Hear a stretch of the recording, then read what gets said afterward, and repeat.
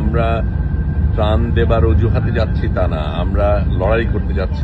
এখন কথার সময় পেরিয়ে গেছে, এখন লড়াইয়ের সময়। আজকে 23শে অক্টোবর 2025, দেখতেই পাচ্ছেন ঝকঝকা রোদ। আজকে আমরা ফিলিস্তিনি টাইমে এসেছি। এর সাথে আমরা যেটা জানতে পেরেছি যে ইসরায়েলের আগে সমুদ্র জেলার অন্যান্য যারা ছিল ওটা আলাদাভাবেই গিয়েছিল, আমরা ভিন্নভাবে গিয়েছিলাম। তাদের সবগুলি জাহাজকে আটক করেছে।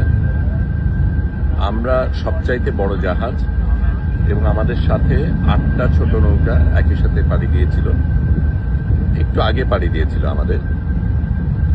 আমরা এই মুহূর্তে একমাত্র এই 9টা যানবাহন যেগুলি মুক্ত রয়েছে, সেভাবেই আমাদের পরিকল্পনা ছিল যে ওদের উপর কিছু হলেও আমরা যাতে এগিয়ে যেতে পারি।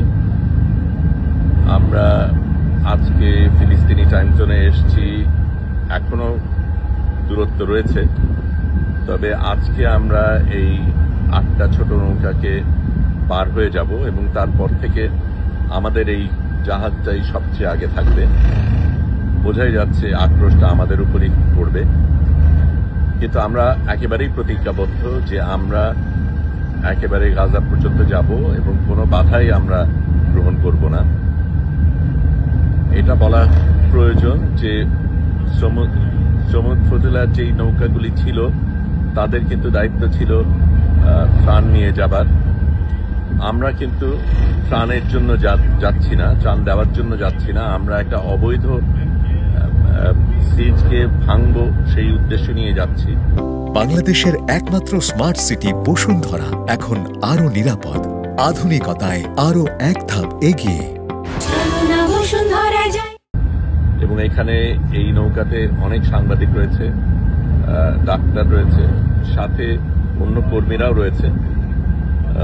কিন্তু আমরা ত্রাণ দেবার অজুহাতে যাচ্ছি তা না, আমরা লড়াই করতে যাচ্ছি, আমরা বৈধতা ধ্বংস করতে যাচ্ছি। আমরা ফিলিস্তিনে আমাদের থাকার যাবার অধিকার রয়েছে, সেখান থেকে তথ্য পাঠানোর অধিকার রয়েছে।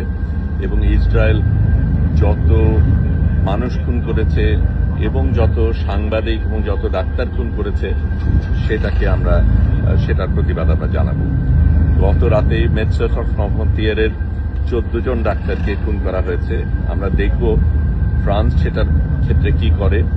এই পর্যন্ত তারা তেমন কিছু করেনি, মিষ্টি কথা বলা ছাড়া।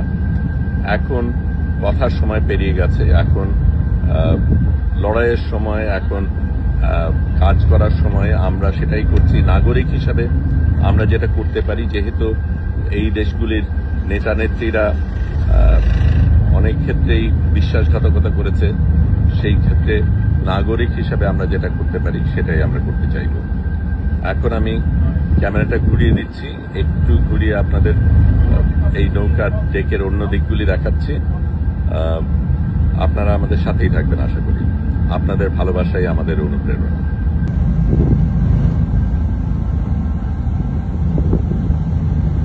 সকলে এখনো ঘুম থেকে ওঠেনি। কালকে রাতে অনেক রাত পর্যন্ত আমরা সবাই জেগেছিলাম, কারণ তখন ওই মেডসেফ ফ্রন্টিয়ারের ডাক্তারদের হত্যার কথাটা মাত্র আসছিল এবং কি হবে, কি হতে পারে, আমাদের করণীয় কি, সেগুলি নিয়ে আমরা চিন্তা করছিলাম।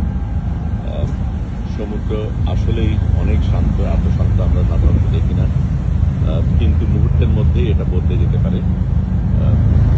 গতকালকে তো খুব খারাপ অবস্থা ছিল,